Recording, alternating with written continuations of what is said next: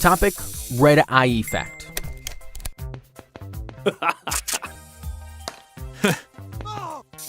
Why do my eyes glow red in photos? Because there is a devil hidden in you. Oh, stop bluffing.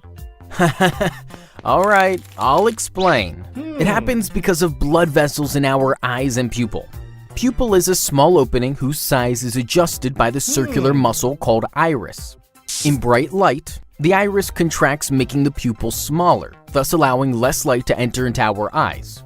In dark, the iris relaxes, making the pupil larger, thus allowing more light to enter and also exposing the blood vessels in our eyes. Hence, when we take a photo in such a dark environment, the flash of light from the camera floods into our eyes at once. Some of this light gets reflected from the blood vessels onto the camera before our iris can contract, making our eyes glow red in photos. Topic: pressure. Why does popcorn pop? Because popcorn is a pop dancer.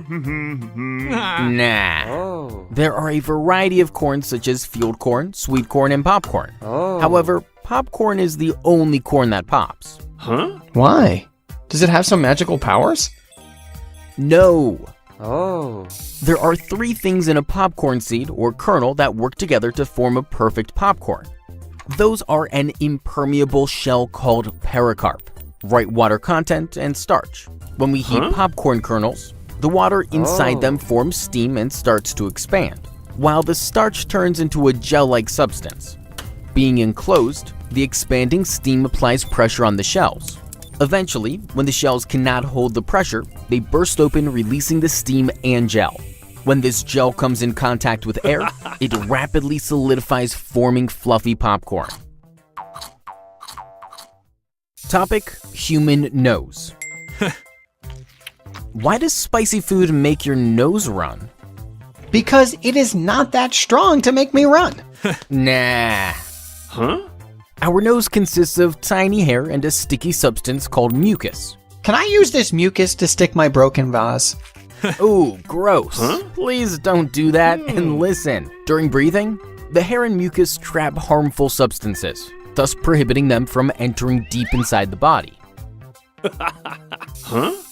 Now, spicy food items like chili, mustard, horseradish, and wasabi contain chemicals called capsaicin and allyl isothiocyanate. When we eat such food items, the capsaicin and allyl isothiocyanate travel through the pharynx and reach our nose. Here, the chemicals activate the heat-sensing receptors, thus causing inflammation in our nose and irritation of the mucus. Hence, as a defense mechanism, more mucus is produced in our nose to get rid of these chemicals, thus making our nose run.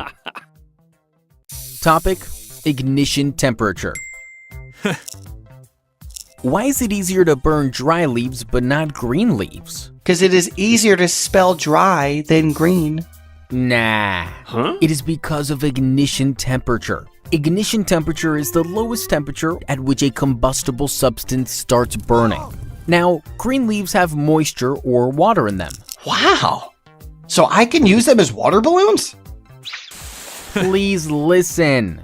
Water has a property of absorbing a huge amount of heat before evaporating. Hence, when we try to burn green leaves, a large amount of heat is required to first evaporate the water and then to reach the ignition temperature of leaves, thus not allowing the leaves to catch fire easily. However, dry leaves don't have water in them, hence they don't need much heat, making them burn easily. Topic: thermoregulation. Why do we sweat? It is a natural way of our body to take a bath. Nah. Sweating helps in thermoregulation. Thermoregulation is the process by which organisms maintain their internal body temperature. Now, the internal body temperature of a human is about 37 degrees Celsius or 98.6 degrees Fahrenheit. Our enzymes and hormones work best at this temperature. Hence, thermoregulation is very important for us. Well, if you ask my opinion, chocolate syrup is very important for me. Just listen.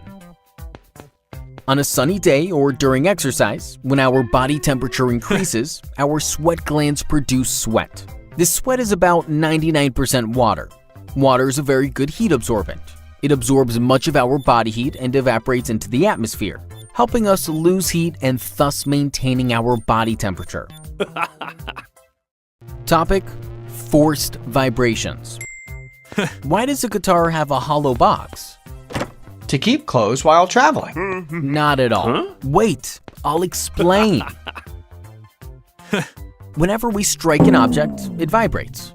Sometimes these vibrations influence other objects to vibrate. The vibrations which take place under the influence of an external periodic force are called forced vibrations. So whenever I see delicious food, my stomach starts to vibrate. Is this a type of forced vibration? Please concentrate. A guitar has a hollow box which holds quite a huge volume of air. Now, when we strike its string, it starts to vibrate. These vibrations influence the air in the hollow box, producing forced vibrations in them. Now, we know that vibrations in air produce sound. Hence, as a huge volume of air is vibrating, the sound produced is louder. Topic: human bones.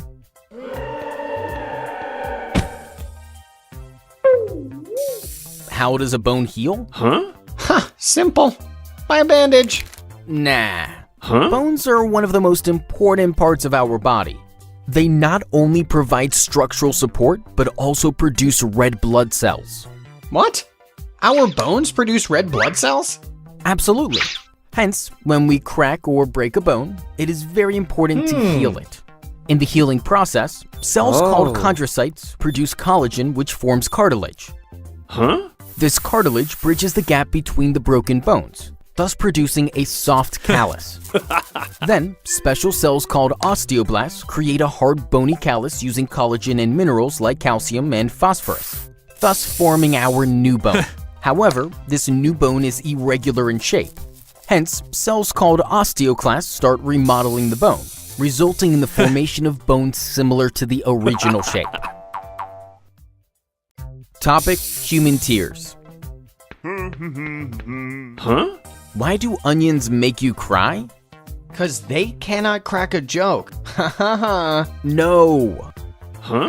Onions consist of amino acid sulfoxides. When we cut an onion, millions of onion cells rupture, releasing the amino acid sulfoxides along with some special enzyme. These special enzymes react with amino acid sulfoxides to form a chemical called syn-propanethiol S-oxide. This chemical is volatile. That is, it easily evaporates at normal temperature, forming a gas. When this gas reaches our eyes, it reacts with the substance that keeps our eyes lubricated and forms mild sulfuric acid. What? An acid in my eyes? Absolutely. This sulfuric acid gives us a burning sensation. Now, in order to wash off this acid, our lacrimal glands produce a disinfecting liquid. But when our eyes cannot hold any extra amount of disinfecting liquid, it starts to fall down, making us cry. Topic: distillation. Is distilled water safe to drink? Huh? How would I know? Am I a detective? All right, I'll answer it. Distilled water is obtained from distillation. In distillation, the impure water is first heated, thus converting water to vapor. Then this vapor is condensed by cooling, hence converting vapor back to liquid water. By this process, the impurities remain behind, giving us pure distilled water. Now, even though distilled water is pure, some doctors say that we should not drink it for a prolonged period of time. So can I take a bath with it? I haven't bathed since last Sunday. Oh, gross. You are just impossible. It is generally recommended to avoid drinking distilled water for a long period because along with the impurities, the minerals required for the proper growth of our body are left behind during distillation. Topic: caffeine. How does coffee keep you awake? By throwing an overnight party. Nah. When we perform our daily activities like thinking and playing, a byproduct called adenosine is produced. Adenosine slows down the brain activity. But how? In our brain, there are adenosine receptors which are perfectly molded for this adenosine. When the adenosine binds to these receptors, it activates them, causing to slow down the brain activity and thus making us feel sleepy. However, drinking coffee keeps us awake and we don't feel sleepy. This is because coffee contains a drug called caffeine, which after digestion reaches our brain. Caffeine is structurally similar to adenosine. Being similar, caffeine binds to the adenosine receptors and thus blocks the adenosine from binding. Hence, as adenosine does not bind, our receptors don't slow the brain activity. As a result, we remain awake.